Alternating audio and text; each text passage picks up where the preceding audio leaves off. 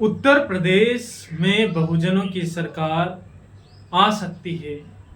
अगर हम प्रयास करें तो हमारी भी सीटें निकल सकती है। जिस प्रकार से चंद्रशेखर आज़ाद रावण की पार्टी आज़ाद समाज पार्टी की महासम्मेलनों में, कार्यक्रमों में जो भीड़ उमड़ कर आती है, अगर यह भीड़ वोट में कन्वर्ट होती है तो यकीनन पहली बार में ही उत्तर प्रदेश में आज़ाद समाज पार्टी भी वो कर दिखाएगी जो तमिलनाडु में विजय एक्टर की पार्टी टीवीके ने की।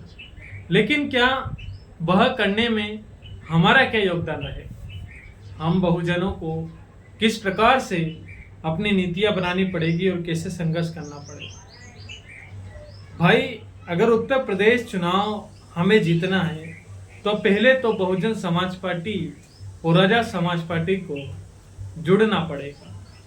और अगर हम जुड़ नहीं सकते तो फिर हमें कोई दूसरा ही तोड़कर अपनी पार्टी की सरकार बना लेगा। मैं ये इसलिए कह रहा हूँ कि अगर चंद्रशेखर भाई आज़ाद रावण 50 से 60 सीट जीत लेते हैं और हमारी बहन मायावती जी 100 सीट जीत लेती है तो यह जो फैक्टर रहेगा उसमें कहीं ना कहीं हमारे लिए बहुत बड़ी उपलब्धि होगी।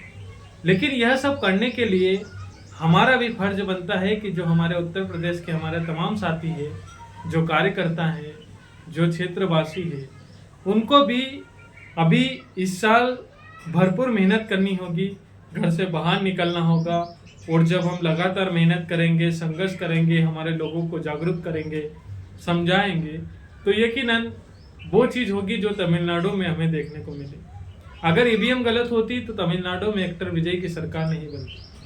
तो साथियों, कभी कभी कुछ चीज़ें ऐसी होती है कि अगर हम दिल से मेहनत करें तो हर चीज़ पॉसिबल हो जाती है। आज बाबा साहब अम्बेडकर जी के सपनों को पूरा करने के लिए हमें हमारे बहुजन लीडरों को आगे बढ़ाना पड़ेगा।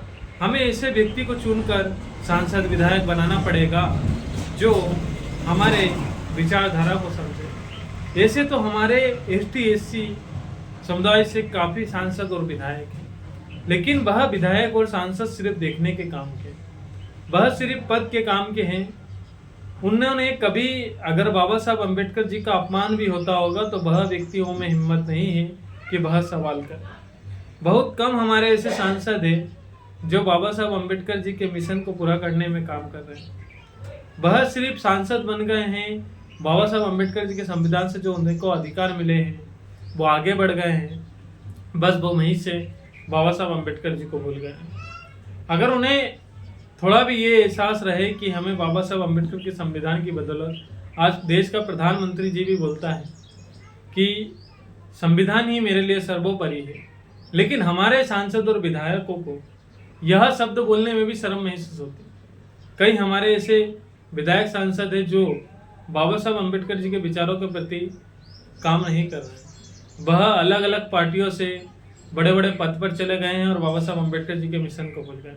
तो हमें ऐसे लोगों को भी कुर्सियों से खाली करवाना पड़ेगा, क्योंकि हम ये सोचते हैं कि हमारा व्यक्ति, लेकिन हमारा दुश्मन हमारा ही होता है। और इस बार उत्तर प्रदेश में मेरी तो यही ख्वाहिश है कि भाई चंद्रशेखर आज़ाद रावण जी की अधिक से अधिक सीटें निकले, बहन मायावती जी भी निकले, हमारे दोनों भाई और बहन दोनों चुनाव जीते तो हमें बहुत प्रसन्नता होगी, खुशी होगी। और ऐसा ही होना चाहिए। अगर आप सभी को यह वीडियो अच्छा लगा हो तो चैनल को सब्सक्राइब करना जरूर, और चैनल और वीडियो को शेयर करना मत भूलना। जय भीम, जय संविधान।